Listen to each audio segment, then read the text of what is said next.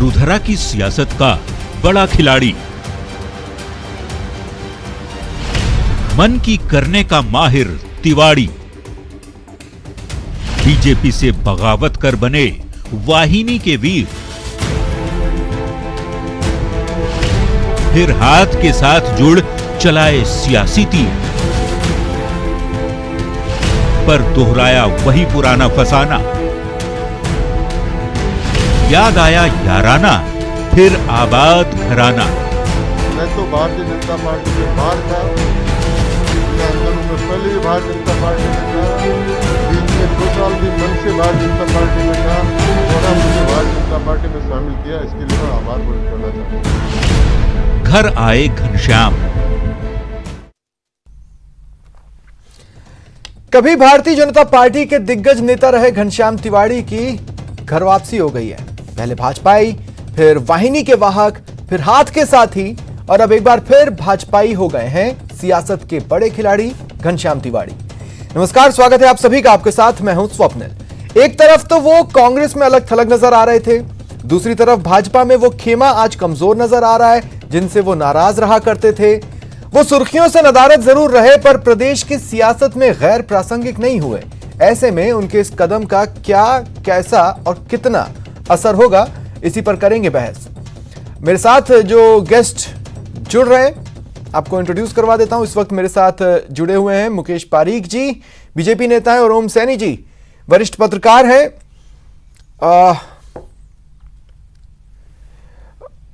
मैं अपनी टीम को यहां पर सिर्फ ये कहना चाहता हूं। ठीक है, चलिए, ठीक हो गया है। मुकेश पारीक जी, आपसे मैं शुरुआत करूंगा। मैं जहां तक कुछ तस्वीरें याद कर पा रहा हूं, जब भी कोई बड़ा चेहरा या कद्दावर चेहरा किसी और दल से भाजपा में शामिल होता है, जैसे मान लीजिए ज्योतिरादित्य सिंधिया, तो पार्टी जब ज्वाइन कराती है तो वो बताती है कि इनके आने से पार्टी कहां कहां, कैसे कैसे, किन किन वर्गों में मजबूत हुई है, उनकी किस किस के बीच में पहुंचे। ऐसा कुछ आपकी पीसी में सुनाई नहीं दिया।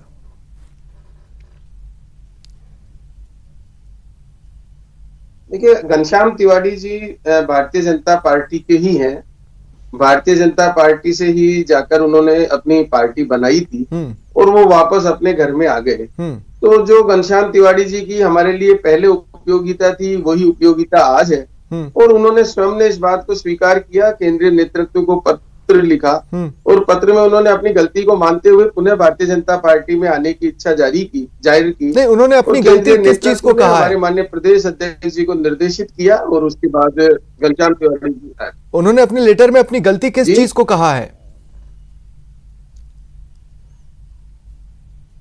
उनका भारतीय जनता पार्टी से जाना, अलग पार्टी बनाना, उनको इसका गलती का एहसास हुआ। उन्होंने इस बात को स्वीकार किया कि मैं भारतीय जनता पार्टी के बिना रह नहीं सकता। ठीक है, मैं भारतीय जनता पार्टी के प्रारंभ से ही उसमें जुड़ा हुआ हूँ, उसके पहले जनसंघ से जुड़ा हुआ था और बाल्यकाल से ही मैं संघ का स्वयं सेवक रहा हूँ। तो मेरे जो संस्कार हैं, मेरे विचार हैं, वो भारतीय जनता पार्टी के हैं। आज धारा 370 हटाने के लिए हम लोग जो स्वप्न देखा करते थे वो पूरा हुआ है। राम मंदिर का हमारा स्वप्न पूरा हुआ है। जिस चीज के लिए हम राजनीति में आए और भारतीय जनता पार्टी में हैं।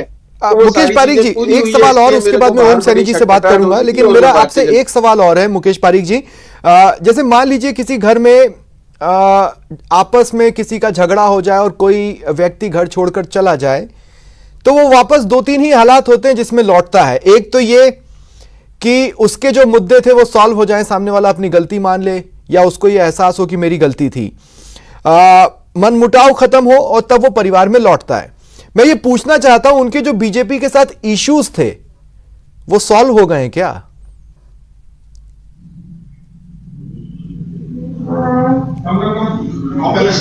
कई मुद्दे ऐसे होते हैं जो तात्कालिक परिस्थितियों जब वो परिस्थितियां समाप्त हो जाती है तो वो मुद्दे भी स्वतः ही समाप्त हो जाते हैं। परिस्थितियां तो समाप्त हो गई? मानना है कि अब उनके ऐसे कोई मुद्दे बाकी नहीं है कि जिन मुद्दों की बात नहीं, उनको जो मुख्यमंत्री वसुंधरा राजे जी के डिसीजन से प्रॉब्लम थी, अब आप कह रहे हैं कि वो समस्या खत्म हो गई है। नहीं, देखिए, मैं आपसे कह रहा हूं कि कुछ तात्कालिक मुद्दे होते हैं, उनकी उसी समय बात करना उचित होता है। अब मैं ये मानता हूं कि उन मुद्दों का अब कोई महत्व नहीं है। हाँ, उन मुद्दों का अब कोई महत्व नहीं रह गया, क्योंकि शायद उन मुद्दों वाले चेहरों को डाउन प्ले किया गया है। मैं आगे आपसे बातचीत करूंगा। ओम सैनी जी, मैं आपके पास आ रहा हूं। मैं आता हूं, मुकेश पारीक जी आपके पास आता हूं, लेकिन ओम सैनी जी मैं आपके पास आ रहा हूं।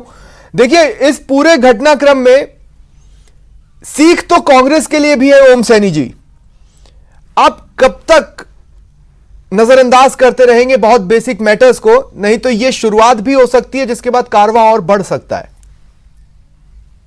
देखिए, सबसे पहले तो घनश्याम तिवाड़ी जी के बारे में कहा जाना चाहिए, उनका कमिटमेंट, उनकी प्रतिबद्धता, उनकी निष्ठा जनसंघ के जमाने से विद्यार्थी परिषद के नेता के हिसाब से, और साथ साथ में फिर भारतीय जनता पार्टी के अंदर वो शिष्य रहे हैं भैरव सिंह शेखावत के। उन्होंने बड़ा बेहतर काम किया है और मैं समझता हूं कि इनके साथ, और 6 बार विधायक रहे हैं, हारे भी हैं, जीते भी हैं।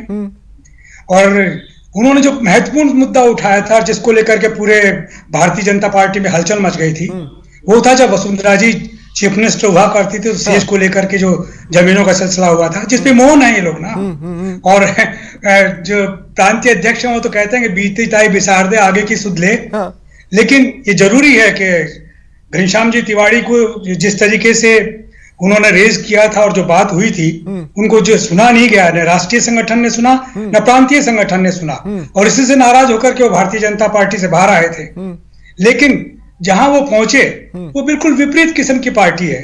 वो सेकुलरिज्म में यकीन करती है, वो 370 में यकीन करती है, वो अपीजमेंट जिसका ये कहते हैं उसमें यकीन करती है। वहां घटाव हो नहीं सकता, वो मनस्थिति बहुत अलग है। कांग्रेस से तो भारतीय जनता पार्टी में जाया जा सकता है, सब कुछ चल सकता है। नहीं, ओम सैनी जी, तो वो विचारधारा में टकराव की वजह से छिटके, या फिर इसलिए क्योंकि उन्हें अलग थलग कर दिया गया? क्योंकि ना कोई इस तरह की कोई जिम्मेदारी दी गई, ना संगठन में शामिल किया गया, बस एक बार एक स्टार प्रचारक बनाकर छोड़ दिया गया? स्वप्निल, मैंने पूछा था उनसे अभी कोई 6 महीने पहले, तो उन्होंने कहा कि मुख्यमंत्री जी जो करेंगे वही करेंगे। अब क्या बताऊं मैं कैसे क्या होने जा रहा है। लेकिन हकीकत यह है कि वो कहीं सेट हो नहीं सकते थे। मेरे को तो बिगिनिंग से लग रहा था कि जिस तरह का कमिटमेंट और जिस तरह के कार्यकर्ता वो रहे हैं संघ के और पार्टी के, उनका खटाव कांग्रेस के साथ में होना ही नहीं था। लेकिन उनके पास में एक बहुत जबरदस्त वोट बैंक हुआ करता था। वो ब्राह्मण वर्ग के अनचैलेंज लीडर बन गए थे। एक वक्त सीकर में उन्होंने 3 लाख ब्राह्मणों की जो क्या कहते हैं सभा की थी, और जिसमें सारे ब्राह्मण पहुंचे थे, चाहे वो भारतीय जनता पार्टी के हो, चाहे कांग्रेस के हो, चाहे किसी और दल में बैठे हो। तो उससे उनका दबदबा बना था और उनको यह एहसास हुआ कि शायद मैं स्वतंत्र रूप से अपनी पार्टी बना सकता हूं। लेकिन उसको बनाने के लिए जिस तरह का सारे वर्गों में समन्वय चाहिए, जातियों में समन्वय चाहिए, वो संभव नहीं हो पाया जो उन्होंने पार्टी बाद में लॉन्च की, इसलिए वो कांग्रेस में आ गए। लेकिन कांग्रेस में आने के बाद भी आप ठीक कहते हैं कि अनदेखी नहीं कहता, मैं कहता हूं कि वो उनके लिए कोई काम ही नहीं था, उनका कहां इस्तेमाल कर सकते थे। जिस तरह की भाषा कांग्रेस वाले बोलते हैं वो घनश्याम तिवाड़ी कैसे बोलते, और यही सबसे बड़ी वजह रही कि जैसे ही मौका मिला और जैसे ही आला कमान भारतीय जनता पार्टी ने मौका दिया, वो खट से उसके उधर चले गए। मेरे साथ पवन जी भी जुड़े हैं जयपुर स्टूडियो से, मैं आपका भी स्वागत करता हूं।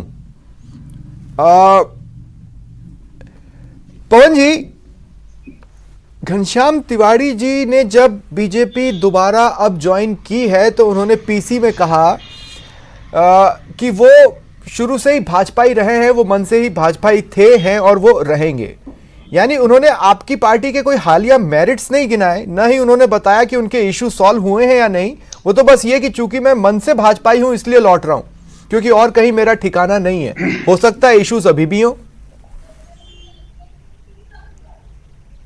नहीं, देखिए स्वप्निल जी, मैं कह रहा हूं कि ये हम ही नहीं बल्कि आप देखें तो उनका जो आपने खुद ने उन्होंने जो कहा मीडिया के सामने जो कहा, और अभी जो है ओम सैनी साहब ने कहा, तो मैं ये कह रहा हूं कि उनकी विचारधारा बिल्कुल स्पष्ट थी। उन्होंने कहा कि जब मेरे इश्यूज में तीनों चीजें कहा उन्होंने कहा मेरे मन में कहीं ना कहीं राम मंदिर एक तरफ था, मेरे मन में कहीं ना कहीं 370 थी, मेरे मन में कहीं ना कहीं जो है सीएए था, तो ये जो नागरिकता कानून था, तो ये जो चीजें थी जब पूरी होती हुई नजर आई और मुझे लगा कि भाई ये जो चीजें हैं ये पूरी नजर होती आ रही है, तो मैंने कहा कि ये जो बाकी चीजें थी वो शायद मुद्दे जो हैं गौण हो जाते हैं। कई बार जब प्रमुख मुद्दे हैं जिनके लिए जीवन भर लड़ाई लड़ी उन्होंने, जिसके लिए जीवन भर लगातार वो उन्होंने उस मीडिया से भी कहा, खुद जो है अभी ओम सैनी साहब ने भी कहा कि निश्चित रूप से जो है उन्होंने अपनी बात को बिल्कुल साफ जो है साफ गोई से कह दिया। अगर हम ये रिड्यूस करने की कोशिश करें कि फिलहाल अब जैसे देखिए इतना बड़ा घटनाक्रम हुआ जिसके लिए खुद प्रदेश अध्यक्ष को एक प्रेस वार्ता कर पर ये सारी चीजें सामने रखनी पड़ी।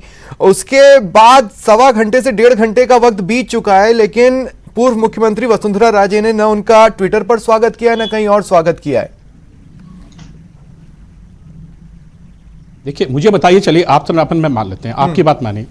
अब आप मुझे बताइए इस पार्टी में क्या आप जो कह रहे हैं कि इस पार्टी में क्या एक ये मतलब आप वसुंधरा जी को सोनिया गांधी और राहुल गांधी जी के बराबर ले जाना चाहते हैं क्या?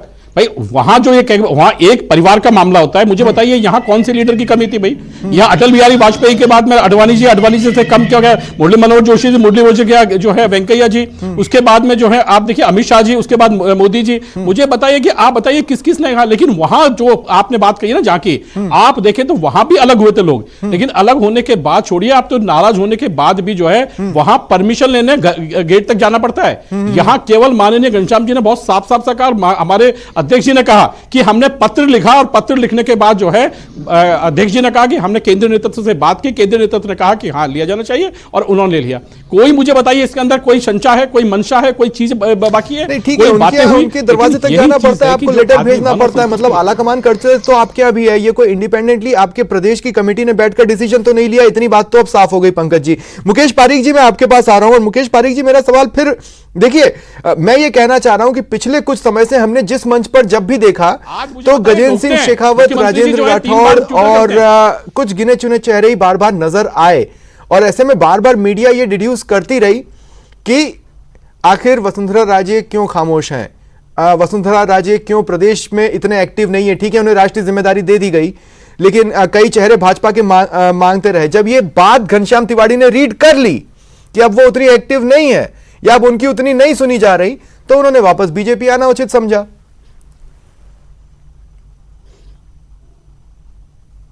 देखिए सबका नजरिया देखने का अलग अलग होता है। वसुंधरा जी हमारी राष्ट्रीय उपाध्यक्ष हैं और राष्ट्रीय उपाध्यक्ष के नाते केंद्रीय नेतृत्व ये तय करता है कि उनको राजस्थान में ही नहीं, उनको और भी जगह उनका उपयोग होता है और वो करते भी हैं। इसमें कोई दो राय या संदेह नहीं है।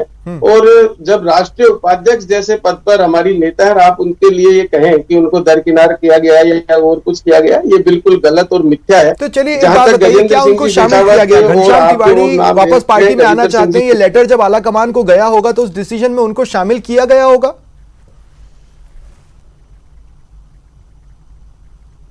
देखिए केंद्रीय नेतृत्व ने निश्चित रूप से उनको या प्रदेश नेतृत्व जिनसे भी उन्होंने बात करना चाहा होगा, निश्चित रूप से की होगी और सबसे बात करके निश्चित रूप से की होगी। एक चीज यहाँ पर और दो ऐसी ग्रामर का हिस्सा है ना कि या तो हुआ है या हुआ होगा। भारतीय जनता पार्टी संगठनात्मक ढांचा जो है, हाँ बोल लें निश्चित रूप से हुआ होगा। ये तो केंद्रीय नेतृत्व ही तय करता है, ठीक है, इनसे बात करनी है। हाँ। और उन्होंने निश्चित रूप से आपस में बात की होगी, हमारे प्रदेश नेतृत्व से भी बात की होगी, प्रदेश अध्यक्ष जी से भी बात की होगी और भी जो हमारे नेता हैं उनसे बात की होगी, जो राष्ट्रीय स्तर पर जो हमारे प्रदेश से नेता हैं उनसे भी बात की होगी।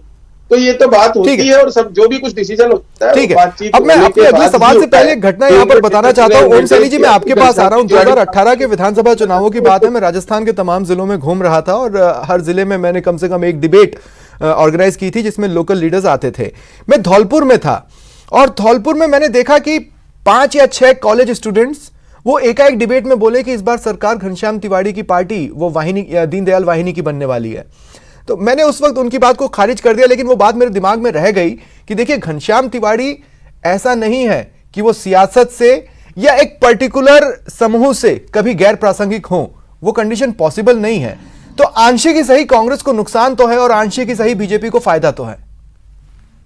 निश्चित रूप से ये आप ठीक बोल रहे हैं स्वप्निल। मैं ये कह रहा हूं कि भारतीय जनता पार्टी ने अगर घनश्याम की बात सुनी होती तो न तो उनको अपनी वो ऊर्जा सारी व्यर्थ करनी पड़ती जो उन्होंने पार्टी बनाई और सब सिलसिला किया, क्योंकि जैसे कमिटमेंट उनके रहे पार्टी के साथ में, भारतीय जनता पार्टी के साथ में, उस वक्त के आला कमान ने अगर उनकी बात सुनी होती, सेज वाले मामले पर मुख्यमंत्री से सवाल किए होते, तो संगठन का भी दबदबा बढ़ता और पार्टी का भी दबदबा बढ़ता और एक चाल चरित्र और चेहरा जिसे बदलने वाली पार्टी कहा जाता रहा है। अगर वैसा होता तो वैसा होता, लेकिन वैसा नहीं हुआ। इसी से आहत होकर वो बाहर आए और उनको तत्काल कांग्रेस ने अपने साथ में जोड़ लिया, क्योंकि कांग्रेस ने 3 लाख की भीड़ देखी थी उनकी सीकर की सभा के अंदर। तो ऐसा लगा कि जो ब्राह्मण समुदाय है राजस्थान का, वो निश्चित रूप से शायद भंवरलाल शर्मा की तरह घनश्याम तिवाड़ी को भी उसी तरीके का बड़ा नेता मानेंगे। लेकिन जब वास्तव में जब पार्टी का सिलसिला बना तो संघ जहां था, भाजपा जहां थी, वहां पर घनश्याम तिवाड़ी उस तरीके से स्थापित नहीं हो सके। और यही वजह रही कि वो 1.5 साल तक फ्रस्ट्रेशन, यानी 22 महीने जो गुजारे हैं जब से ज्वाइन किया तब से लेके, वो सिर्फ एक आध आदमी के साथ में, यानी राजस्थान के मुख्यमंत्री के साथ में या जो भी प्रदेश कांग्रेस में कोई लोग रहे हो तो उनके साथ में चर्चा के अलावा कुछ हुआ नहीं। तो इस फ्रस्ट्रेशन से निकलने का ये बेहतर तरीका था। और भारतीय जनता पार्टी को लगता है कि घनश्याम तिवाड़ी जैसा कद्दावर नेता अगर उन्हें वापस प्राप्त होता है, ओम सैनी जी ये भी कहना पड़ेगा ना कि एक पार्टी के भीतर डिसिप्लिन्ड वे में रहना उन्हें बहुत अच्छे से आता है। हालांकि आज वो प्रेस वार्ता में ये कह रहे थे कि मैं मंच पर जरूर था, हालांकि औपचारिक तौर पर सदस्य बना नहीं था, लेकिन फिर भी देखिए अब डिसिप्लिन होना का मतलब क्या है। उन्होंने एक बार भी 21 महीनों में मीडिया के कैमरे पर आकर कांग्रेस के बारे में भी कुछ गलत नहीं बोला। निश्चित रूप से उनका अपना अनुशासन रहा है, इसमें कोई शक नहीं। लेकिन आहत तो हुए हैं ना, वो आहत की वजह से जो खामोशी थी, अगर वो सब नहीं होता तो बहुत अलग किस्म का सिलसिला होता। ठीक है, आहत होने पे उनके वजूद। ठीक है, मेरे साथ कांग्रेस विधायक रामनारायण मीणा जी भी जुड़ चुके हैं, मैं उनसे भी रिएक्शन लेना चाहता हूं। स्वागत है रामनारायण जी आपका न्यूज 18 राजस्थान पर। रामनारायण जी, एक व्यक्ति जिसको आपने बिठा कर रखा था, जिसका किसी तरह का कोई इस्तेमाल नहीं किया, आज वो आपको छोड़कर चला गया।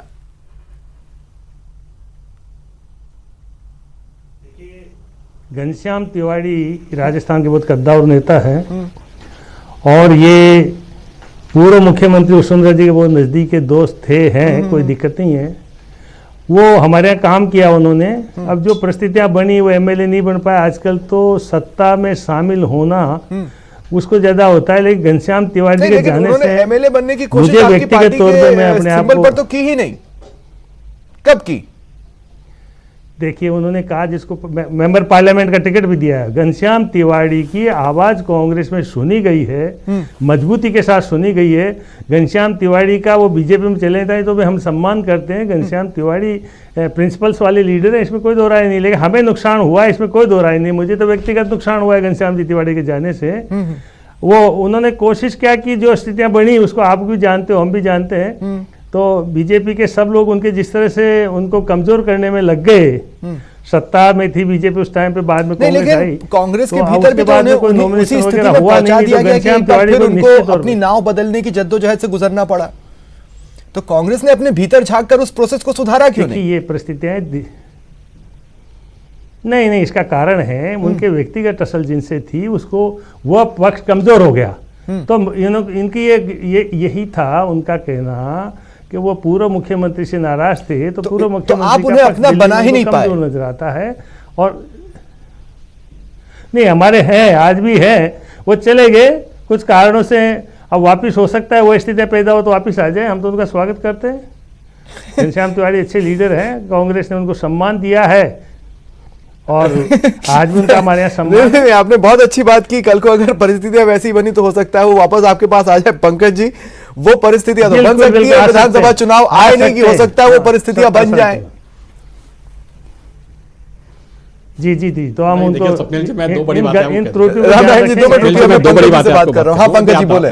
देखे मैं दो बात कह दूंगा। देखिए, मैं बिल्कुल, आपने जब आप देखिए आज प्रदेश अध्यक्ष जी ने जब अपना प्रेस से रूबरू हो रहे थे तो उन्होंने बहुत साफ बात कही कि हमारे यहाँ ये कोई पहला बात नहीं थी। आप देखें तो उमा भारती जी भी गई थी, उमा भारती जी वापस आ गई। माननीय कल्याण सिंह जी भी गए थे, कल्याण सिंह जी भारतीय जनता पार्टी में आए और काम किया।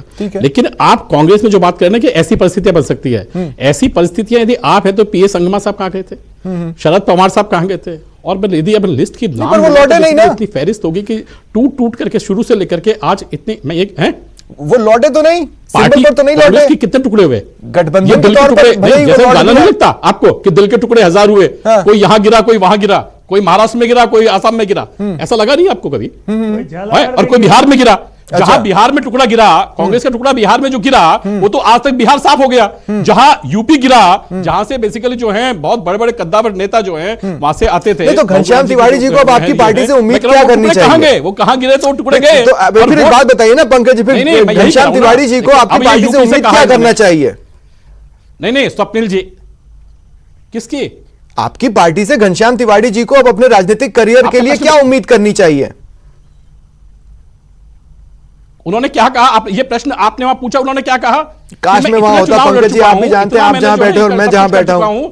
आपने जब कहा, नहीं मैं यही कह रहा हूं, उन्होंने कहा ना, उन्होंने कहा मुझे इतना कुछ मिल गया है, और लगातार उन्होंने कहा कि मैं जिन विचारधाराओं के साथ में हूं, मुझे जो मिला और जो मिलने का था, उन्होंने कहा मुझे राम मंदिर मिला, मुझे 370 मिली, जिस चीजों के लिए लगातार जिंदगी भर मैंने जीवन भर संघर्ष किया, वो जो है पूरी होती नजर आई। मुझे बताइए उससे ज्यादा तो फिर इस तरह के जो रीजंस होते हैं ना मुकेश पारीक जी, बताइए इस तरह के रीजंस के साथ राज्यपाल बनने का रास्ता मिलता है।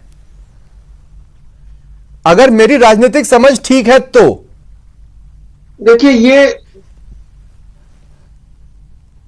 ये जो आप बात कर रहे हैं, ये सब एक आपकी कल्पना हो सकती है, आपका सोच हो सकता है, वो कुछ भी हो, लेकिन जो बात है वो स्पष्ट ये है कि वो पार्टी के जो उन संस्कारों से जुड़े हुए थे और जितने दिन वो बाहर रहे, उन्होंने खुद ने ये बात कही कि मैंने उतने दिन ऐसे महसूस किया।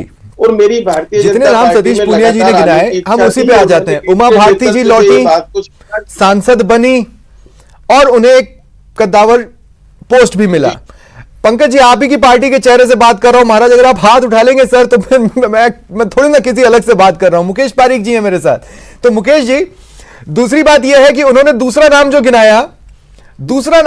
गिनाया, आप उनको भी देखिए, वो कल्याण सिंह जी, वो भी राज्यपाल बने, कुछ ना कुछ तो हासिल हुआ। तो मैं ये कह रहा हूं कि घनश्याम तिवारी जी को क्या हासिल होगा राजनीतिक करियर में? क्या वो राज्यपाल की राह पर चले हैं? ये मेरी कल्पना नहीं है, अब तक की राजनीति का निचोड़ है मेरा ये सवाल। घनश्याम तिवारी जी को क्या हासिल होगा ये तो नेतृत्व तय करता है, ठीक है। लेकिन घनश्याम तिवारी जी जो पार्टी में शामिल हुए हैं, वो इस आशा के साथ शामिल नहीं हुए कि मुझे कुछ बनाएंगे या मुझे कुछ मिलेगा। उन्होंने इस बात को स्वीकार किया है कि जिस पार्टी में मैं इतने साल रहा हूं, उस पार्टी ने मुझे इतना कुछ दिया है, मुझे इतने चुनाव लड़ाए हैं, और मैं इस पूरी पार्टी से मेरे को मिलने वाली बात पे मैं पूर्णतः संतुष्ट हूँ। मुझे ऐसा कुछ नहीं चाहिए। मुझे सिर्फ और सिर्फ अब पार्टी में, मैं पहले चुनाव लड़ने के लिए आया था और अब मैं पार्टी में चुनाव लड़ाऊंगा। जो मेरा पार्टी उपयोग करेगी, जो मेरे अध्यक्ष जी जो मेरा उपयोग करेंगे, मैं वो काम करूंगा। तो नेतृत्व तय करेगा उनको क्या बनाना है, लेकिन उन्होंने ये तय नहीं किया है कि मैं कुछ बनने के लिए पार्टी में आया। ओम सैनी जी, क्या हम राज्यपाल इन वेटिंग देख रहे हैं घनश्याम तिवारी जी में? तो यूं खपाया नहीं जा सकता है जैसे कि ये पंकज जी बोल रहे हैं। घनश्याम तिवारी बहुत बड़ी शख्सियत के व्यक्तित्व रखते हैं, और वो उनकी शालीनता है कि वो उन्होंने जो शब्द बोले और जो अपने आप को समर्पित किया अपनी पार्टी के प्रांतीय अध्यक्ष के सामने और अपनी पार्टी के सामने, लेकिन उनका उपयोग तो निश्चित रूप से नजर आ रहा है, कुछ ना कुछ होगा। और वो जिस तरह के विभिन्नताएं पैदा हो रही हैं भारतीय जनता पार्टी में, उन विभिन्नताओं में किसी एक विभिन्नता को रिप्रेजेंट करके और उनकी हैसियत बनेगी आने वाले दिनों में। और जिस तरह के संकट पैदा हो रहे हैं, एक राजस्थान में एक ऐसा दूसरा कोई आदमी नहीं है, भैरव सिंह शेखावत और कैलाश मेघवाल के बाद में, जिसने जगह बदल बदल के इलेक्शन लड़े हो और हैसियत हासिल की हो, और सबसे ज्यादा वोट जिसने हासिल किए हो 2013 के अंदर ही। तो ऐसी स्थिति में इतना सहज उनको क्लास के किसी कोने में बिठा देंगे, ये सोच तो कहें वो अच्छी बात है, लेकिन समझ में नहीं। पहुंचे थे ना वो पहुंचे जब पर वो गैर प्रासंगिक नहीं है, ये मैं स्वीकार करता हूं, वो गैर प्रासंगिक बिल्कुल नहीं है। रामनारायण जी, मैं आपसे एक बात पूछना चाह रहा था कि घनश्याम तिवारी एक ऐसी शख्सियत है जो खाली नहीं बैठ सकते। जब भी कोई राजनीतिक दल उन्हें खाली बिठाने की कोशिश करेगा ना, वो काम करना चाहेंगे। फिर आखिर उनसे आपकी पार्टी ने काम लिया क्यों नहीं? देखिए, मैं साफ ये परिस्थितियाँ होती है। देखिए, अब हमारे यहाँ नॉमिनेशंस नहीं हुए जिस ढंग के होने चाहिए थे, जो कद घनश्याम तिवारी का था, लेकिन इतना जरूर है ये डिसीजन हो चुका है। इस बात का पता घनश्याम तिवारी जी को है, या जो लीडर ने किया है उनको क्या काम दिया जाएगा, कहना अलग चीज़ है। राजनीति में मैं भी हूँ, और घनश्याम जी तिवारी से कम चुनाव मैंने भी नहीं लड़े हैं, मुझे याद है। लेकिन घनश्याम तिवारी का उपयोग कहीं न कहीं होगा। सबसे बड़ा जहर उनके मन में जिस व्यक्ति के प्रति था, वो व्यक्ति आज बीजेपी में कमजोर है। एक तो उसको ठीक है। तो फिर मेरा आखिरी सवाल है पंकज जी, देखिए लोग कहते हैं, ऐसी ये कहावत है कि कोई तो वजह रही होगी, कोई यूं ही बेवफा नहीं होता। मैं उसे थोड़ा सा बदल रहा हूं, मैं कह रहा हूं कोई तो वजह रही होगी, कोई इतना यूं ही सगा नहीं होता सियासत में। आपने जितने मुद्दे गिनाए, लेकिन केंद्र को भी उन पर राय बनाने में 1.5 से 2 महीने लगे, क्योंकि सीएए, राम मंदिर, ये तो महीनों पहले क्लियर हो चुके हैं। उनका सीधा संपर्क है। देखिए स्वप्निल भाई, आपने कहा 1.5 से 2 महीने लगे। मुझे बताइए भारतीय जनता पार्टी को केंद्र में आने में और जो है 2 सीटों से आने में कितना वक्त लगा? क्या वहां से कोई आदमी छिटका? भैरव सिंह जी की बात करिए अभी जो है ओम स्वामी जी ने। भैरव सिंह जी वो शख्सियत थे जब उनको ये पता नहीं था कि राज आएगा नहीं आएगा, खुद प्रचार करते थे रिक्शे पर और खुद जो है करते थे। उनको ये पता था कि हमारी पार्टी आएगी, लेकिन उनकी मेहनत थी, उनको अपना विश्वास था कि हाँ पार्टी आएगी और शासन में आएगी। हम नहीं करेंगे तो दूसरे करेंगे, और यही लगातार यदि आप नेताओं की देखेंगे तो ठीक है। तो कुल मिलाकर आज की प्रदेश की सबसे बड़ी सियासी हलचल पर ये थी सबसे बड़ी बहस। बहुत बहुत शुक्रिया आप सभी का जुड़ने के लिए और मेरे साथ बातचीत के लिए, अपनी राय रखने के लिए। फिलहाल इतना ही।